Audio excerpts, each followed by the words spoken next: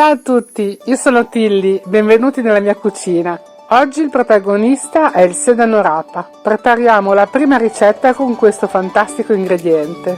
Faremo una vellutata senza patate e poi delle chips croccanti, usando tutto, senza sprechi. Allacciamo i grembiuli e cominciamo. Prima di tutto cominciamo con la prima ricetta per il sedano rapa. Allora, il sedano rapa ha questa buccia dove la terra si insinua nelle fessure, no? Nelle screpolature. Quindi prima di tutto adesso l'ho lasciata a bagno un bel po', però comunque adesso che è più morbido lo mettiamo sotto l'acqua corrente, lo grattiamo bene bene con uno spazzolino o tipo di questi da piatti o da cucina. Ne ho presi 3, facciamo almeno 3 ricette, anzi 4 con quella della buccia per la nostra amica Daniela che ce l'ha chiesta sul canale. Insomma, non vi faccio vedere, le gratto tutte, poi vediamo cosa ci facciamo anche con la buccia. Di tutto prepariamo 2 contenitori d'acqua, uno un po' più piccolino per metterci le bucce e uno per metterci il sedano rapa pulito. Quello dove ci mettiamo le bucce gli mettiamo anche un po' d'aceto per fare l'acqua acidulata. Allora, va bene anche il limone, l'importante è che sia acido per evitare che l'interno bianco diventi poi grigio nero, ok? Facciamo la prima ricetta salvando per l'appunto le bucce. È bello coriaccio da togliere, vedete come si fa un po' fatica, però tirate via dei pezzettini più o meno così e le mettete in acqua acidulata, così la parte bianca resta tale.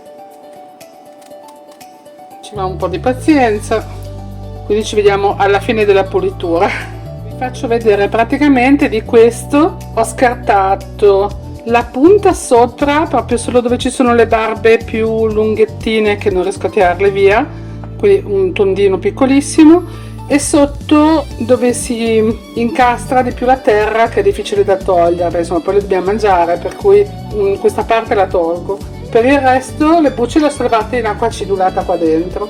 Questo che avanza invece adesso ci facciamo la prima ricetta, che è la bella vellutata, non solo col sedano rapa. Adesso lo tagliamo a cubettoni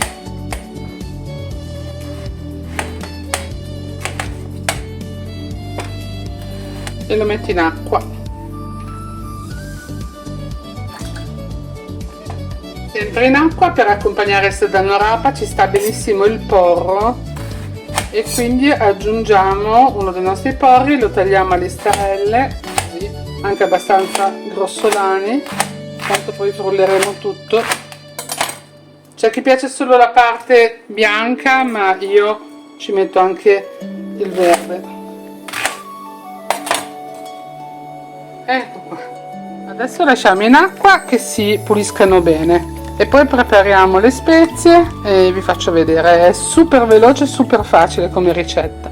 Ciao! Non sei venuta per il sedano rapa tu, vero? È vero? Saluta, che c'è qua?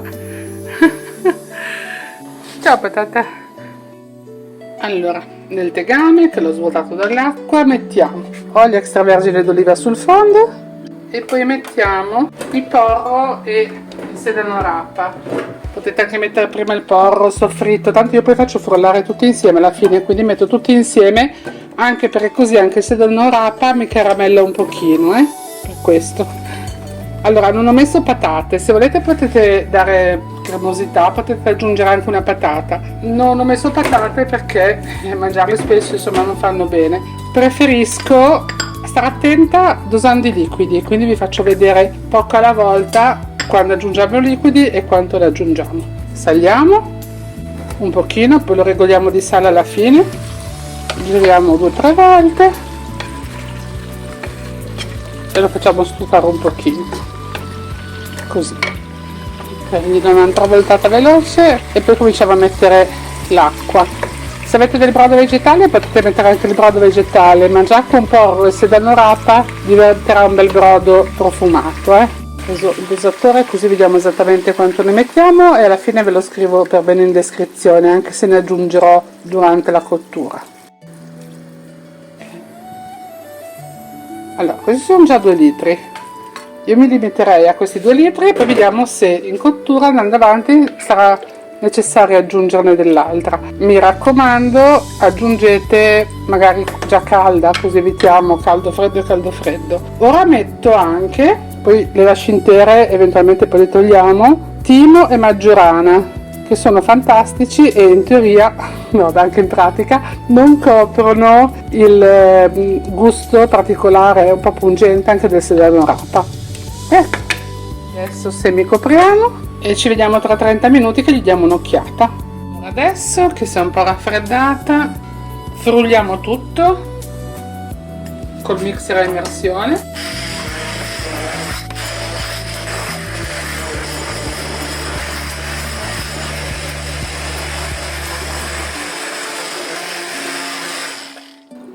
Controlliamo.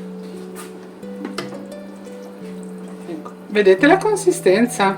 È già molto cremosa, non necessitava della patata. Praticamente adesso dobbiamo solo scaldarla, condirla naturalmente, controlliamo il condimento e poi la serviamo con quello che vogliamo. Dentro abbiamo del timo e della maggiorana già, quindi accordiamo con sale e pepe e basta, direi. Se volete potete utilizzare anche curcuma abbinata al pepe nero, che gli dà un colore più giallo e ha un buon potere antinfiammatorio. Però adesso la lasciamo del suo colore naturale, così facciamo anche la foto col suo colore naturale. Porri e sedano rapa. Quindi abbiamo messo, per ricapitolare, un porro intero, 2 sedani rapa di dimensioni medie e 2 litri esatti d'acqua, non ne ho aggiunta neanche un po'. Vogliamo già la zuppa di sale, poco, però già assaggiata, è buona così quasi. Un pochino di zuppa di sale e pepe. Solo la finiamo di scaldare un pochino. Intanto ci prepariamo le nostre bucce. Visto che le bucce di sedano rapa sono, anche se tagliate sottili, sono comunque coriacee, gli diamo una sbollentata prima. 5 minuti in acqua, così perdono anche l'aceto che gli abbiamo messo per farle restare chiare. Qua adesso le togliamo e le mettiamo ad asciugare un pochino sul panno, perché non ci sia un eccesso di acqua, è solo per quello.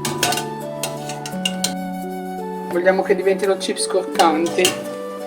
Poi sbollentandole, avete visto, hanno perso ancora un altro po'. Le lavate bene, ma hanno perso lo stesso un po' di terra. Così le abbiamo lavate bene bene bene bene. Ci vediamo un pochino. Così. Ecco. Le trasferiamo nella ciotolina che abbiamo pulito. Così. Qua. Allora, le condiamo. Ok, con o sale normale, o in questo caso io metto un po' di salamaia bolognese, così sanno già anche, c'è già il rosmarino in mezzo, se no potete fare sale, rosmarino, poi un po' di aglio in polvere, basta mezzo cucchiaino, se no ciao, scappano tutti da voi. No, poi l'aglio in polvere comunque lo faccio volentieri perché è un po' più digeribile. E un cucchiaino di paprika dolce o affumicata, come vi piace a voi, o addirittura anche piccante se vi piace. Ma poi coprite troppo il sapore del sedano rapa. Olio extravergine d'oliva, poi giù qua intanto la placca rivestita con carta forno e adesso mescoliamo bene.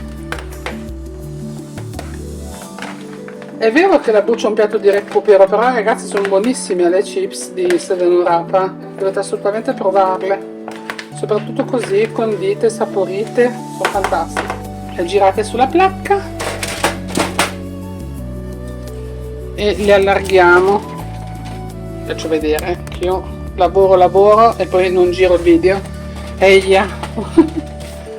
Le allargate così, se non sono sovrapposte si cucinano uniformemente. Poi certo a metà cottura le potete voltare. Mi raccomando, quando siete a 10 minuti controllatele, perché le abbiamo già anche un po' precotte in acqua, quindi sono già non più dure adesso, vedete che si muovono bene. Sì, non sono, come si dice, non sono naturalmente tenere da mangiare, ma poi ragazzi il sedano rapa fa un profumo meraviglioso, è proprio buono. È sottovalutato perché è brutta da vedere, come radice è un po' bruttina, brutta quanto una patata, diciamo. Però non tutte le cose brutte sono male, anzi, ecco qua, belle aperte. Adesso le mettiamo in forno, massima temperatura, 10 minuti lo controlliamo. Massima temperatura, scusate, non però 200 gradi, controlliamo meglio. Cominciamo a fare le porzioni. Vedete che densità? Non c'era proprio necessità della patata, l'ho già detto,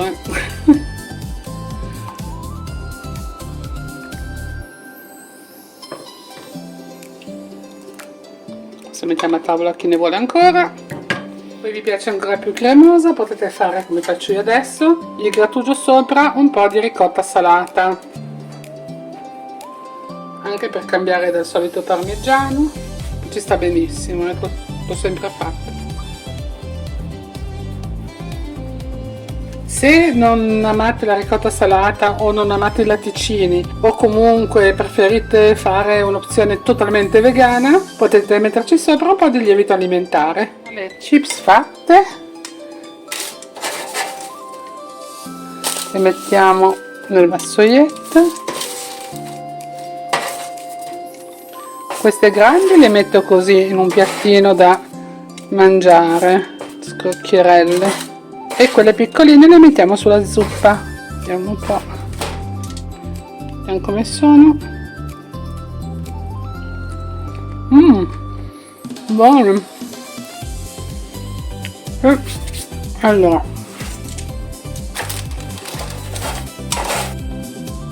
quelle tagliate a bastoncino le mettiamo sulla zuppa. Così. Adesso serviamo a tavola. Normalmente dimenticavo un giro d'olio prima del servizio, così, ecco fatto. Buon appetito!